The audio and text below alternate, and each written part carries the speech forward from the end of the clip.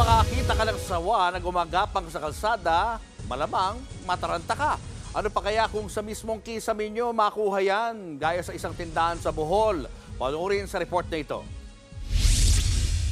Nabulabog ang isang tindahan sa Tagbilaran City sa Bohol dahil sa mayat-mayang kaluskos sa kanilang kisame. Nang bigla na lang mapansin ng tindera ang lumawit na tila buntot. Sa takot, humingi na sila ng tulong. Agad binakbak ng mga rumispondeng tauhan ng BFP Tagbilaran ng kisame.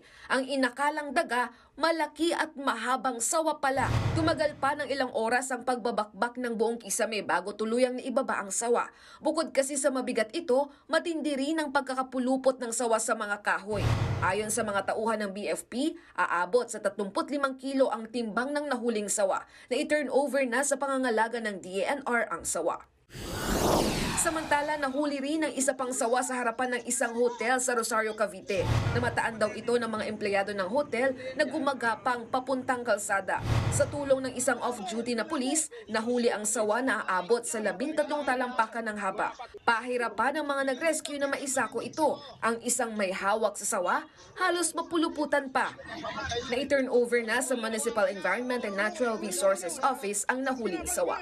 Nagbabalita mula sa Frontline, Elaine Fulgencio, News 5. Mga kapatid, Julius Babaw po. Iba na ang may alam at may pakialam sa panahon ngayon. Para sa Frontline ng mga balita, mag-follow at mag-subscribe sa social media pages ng News 5.